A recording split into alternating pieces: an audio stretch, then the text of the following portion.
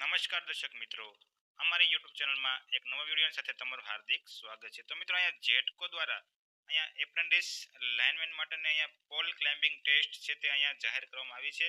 તો મિત્રો, જે લોકોને અહીંયા જેટકોમાં એપ્રેન્ટિસ કરવું છે તો એના માટે ખુશીના સમાચાર સામે આવી ગયા છે. તો મિત્રો, આગળ વાત કરીએ તો તે પહેલાં તમે હજુ સુધી અમારી ચેનલને સબસ્ક્રાઇબ નથી કરી તો અમારી ચેનલને જરૂરથી સબસ્ક્રાઇબ કરી લો, કારણ કે અમારી ચેનલમાં તમને નવી નવી અપડેટ મળતી રહી છે. તો ચાલો મિત્રો, આપણે વિડીયો શરૂ કરીએ.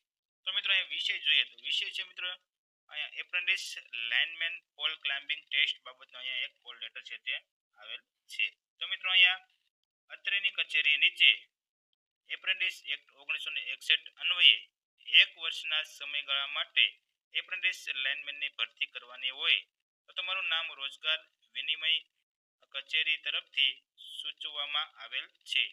તો તમે સદર તાલીમમાં જોડાવા ઈચ્છતા હોય તો તારીખ 16/4/2026 રોજ સવારે 8 કલાકથી બપોરના 2 કલાક દરમિયાન જેટકો પ્રવાહન વર્તુળ કચેરી 66 કેવી substation compound Keriya road Amreli ખાતે નીચે દર્શાવેલ યાદી મુજબ અસલ તથા ઝેરોક્સ નકલ અહીંયા તમારે સાથે લઈ જવાની રહેશે અને નીચે મુજબના ડોક્યુમેન્ટ પણ તમારે ગોઠવીને સાથે લઈ જવાના રહેશે.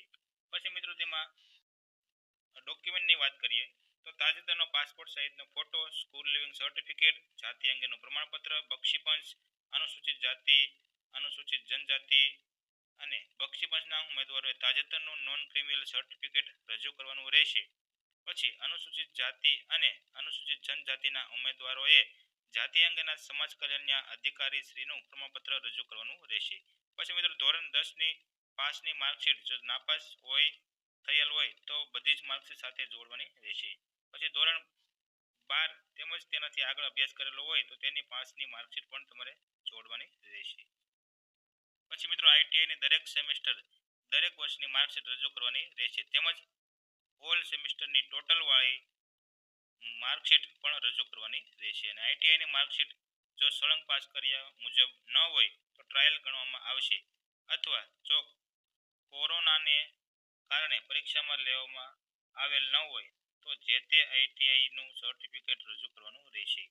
પછી આઈટીઆઈ વાયરમેન ઇલેક્ટ્રિશિયન ટ્રેડનું સર્ટિફિકેટ પણ તમારે રજૂ કરવાનું રહેશે. પછી વાયરમેનની પરમિટ તેમજ સર્ટિફિકેટ પણ તમારે રજૂ કરવાનું રહેશે. તો મિત્રો, આ પ્રમાણે તમારે અહીંયા ડોક્યુમેન્ટ સાથે લઈ જવાના રહેશે. અને મિત્રો, તારીખ 16/4/2026 રોજ સવારે 8 કલાકે અહીંયા પોલ ક્લાઇમ્બિંગ ટેસ્ટનું આયોજન કરવામાં આવેલ છે. તો મિત્રો, જે લોકોને કોલ લેટર આવેલા હોય તો તે અહીંયા પોલ ટેસ્ટ માટે જો તમે ઈચ્છતા હોય તો તમે જઈ શકો છો.